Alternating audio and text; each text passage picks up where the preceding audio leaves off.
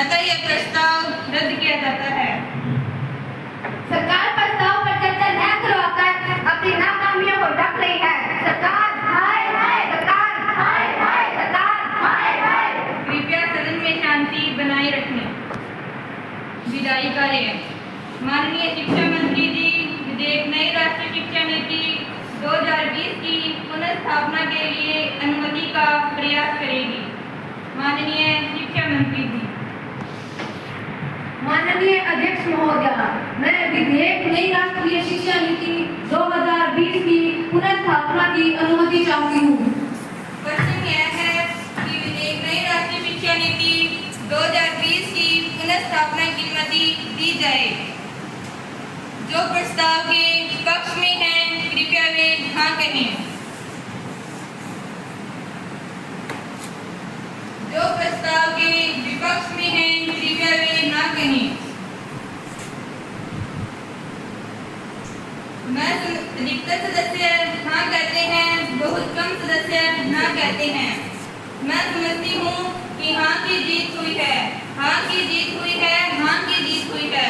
अतः अनुमति दी जाती है। विधेयक का प्रथम चरण समाप्त होता है।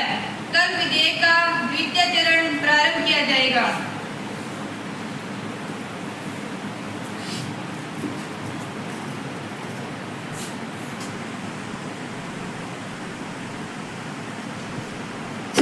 अब द्वितीय चरण पर चर्चा होगी। माननीय शिक्षा मंत्री जी। माननीय अध्यक्ष महोदय, मैं विधेयक नई राष्ट्रीय शिक्षा नीति 2020 की पुनः स्थापना करती हूँ।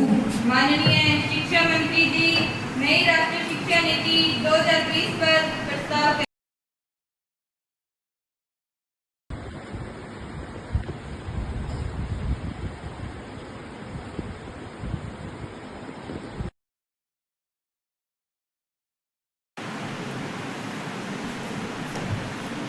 अब तृतीय वाचन आरंभ होता है। माननीय शिक्षा मंत्री जी विधेयक नई राष्ट्रीय शिक्षा नीति 2020 के पारित का प्रस्ताव करेंगे।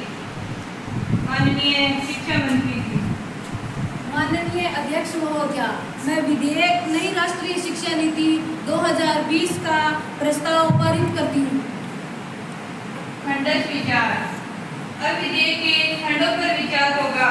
प्रश्न यह है कि खंड 2 से 10 तक विधेयक का अंग बने। जो इसके पक्ष में हैं कृपया वे हाँ कहें।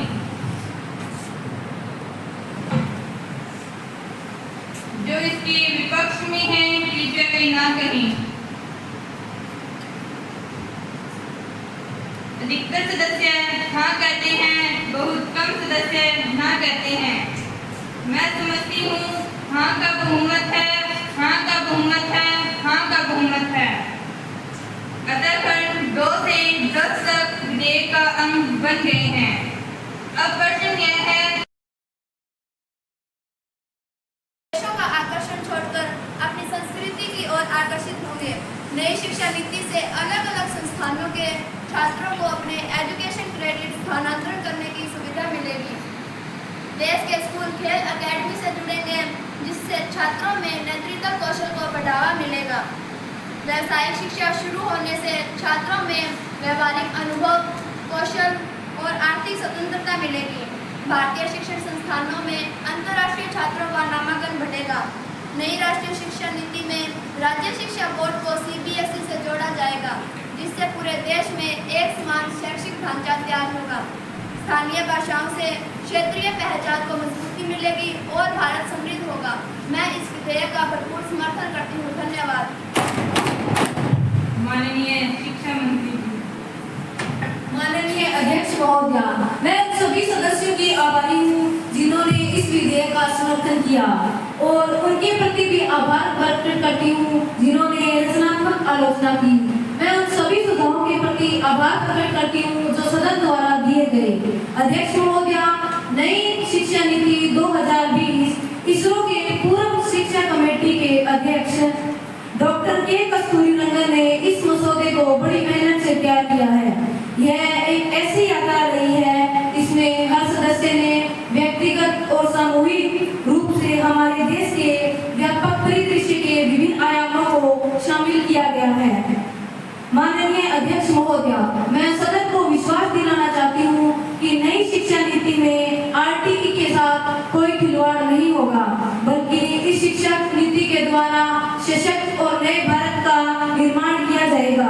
भारतीय शिक्षा में भारतीयता लाने और भारत को विश्व गुरु बनाने के लिए प्रयासरत है तथा शिक्षा में जमीनी स्तर पर भी परिवर्तन तथा रोजगार युक्त शिक्षा बनाने का प्रयास किया जाएगा। मैं सदन में इस विधेयक को पास करने का निवेदन करती हूँ। विधेयक का द्वितीय वाचन पूर्ण होता है। विधेयक का तृतीय वाचन सदन के पटल पर रखी जाए। मैं सदन के पटल पर महिला एवं बाल विकास समिति की वार्षिक रिपोर्ट प्रस्तुत करती हूँ।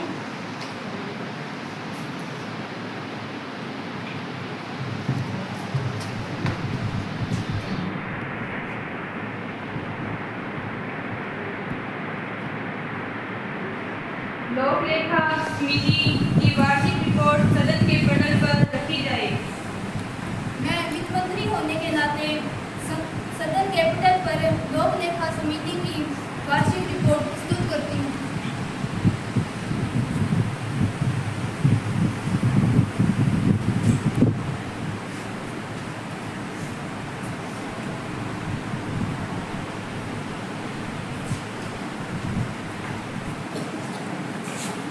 ध्यानाकर्षण प्रस्ताव। सभासदों, अब ध्यानाकर्षण प्रस्ताव पर चर्चा की जाएगी। पक्षी सांसद कुमारी कोमल। माननीय अध्यक्ष महोदय, मैं आपके माध्यम से पंजाब में बढ़ रहे नशे व ड्रग्स तस्करी जैसी गंभीर समस्याओं को उजागर करना चाहती हूँ। पंजाब में नशे की मानो जैसे बाढ़ आ गई है, जो हमारे युवा व अन्य लोगों को बहाकर ले जा रही है। नशे की समस्या पंजाब में दिन प्रतिदिन बढ़ती जा रही है और रुकने का नाम भी नहीं ले रही है। एक रिपोर्ट के अनुसार पंजाब में हर वर्ष 7600 करोड़ रुपए के नशीले पदार्थों का सेवन किया जाता है। नशा तस्कर बेखौफ होकर नशे को बेच रहे हैं। ऐसा लगता है मानो कानून का तो उन्हें कोई डर ही नहीं। नशे की तस्करी में पुलिस के साथ साथ कुछ आला अधिकारी भी इसमें शामिल है। आज की युवा पीढ़ी नशे की आदी होती जा रही है। इस दिशा में गृह मंत्रालय को उचित कदम उठाने की आवश्यकता है। धन्यवाद। माननीय गृह मंत्री। अध्यक्ष महोदय, मैं सम्मानित सांसद को बताना चाहती हूँ कि सरकार नशा तस्करी को गैर जमानती अपराध बनाने के लिए कानून लेकर आएगी। यह समस्या अकेले पंजाब की नहीं बल्कि अंतर्राष्ट्रीय सीमा से लगे सभी राज्यों की है। कल ही दिल्ली में नाइजीरिया के नशा तस्करों को समय के साथ पकड़ा गया है। नशा तस्करों को गिरफ्तार करके सलाखों के पीछे पहुंचाया है। नशा तस्करों या नशे का प्रयोग करने वालों का सारा डाटा तैयार कर उनके खिलाफ कार्यवाही की जाएगी। गृह मंत्रालय इस समस्या को लेकर बड़ी गंभीर है। धन्यवाद।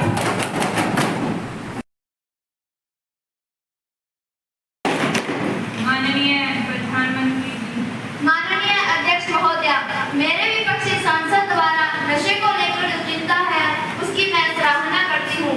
हमारी सरकार नशे को रोकने एवं इसकी तस्करी की रोकथाम के लिए अनेक कदम उठा रही है। नारकोटिक ड्रग एक्ट 1985 के तहत न्यूनतम सजा को 7 वर्ष से बढ़ाकर 10 वर्ष कर दिया है। सरकार नशा तस्करी को गैर जमानती अपराध बनाने पर विचार कर रही है। नशा तस्करी के नेटवर्क पर नजर रखने के लिए विद्यार्थियों को जागरूक किया जा रहा है। पंचायतों का प्रखर सहयोग दिया जा रहा है।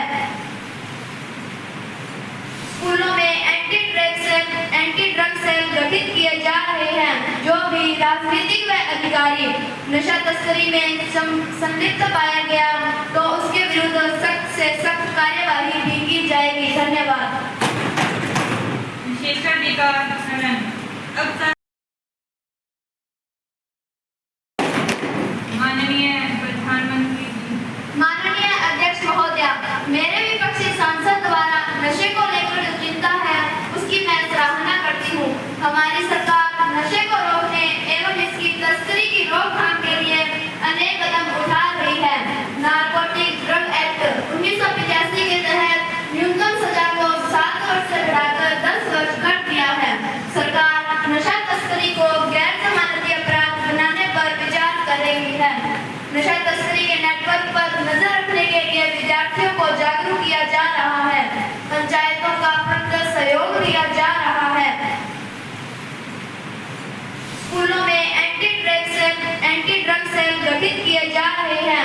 जो भी राजनीतिक व अधिकारी नशा तस्करी में संलिप्त पाया गया तो उसके विरुद्ध सख्त से सख्त कार्यवाही भी की जाएगी। धन्यवाद।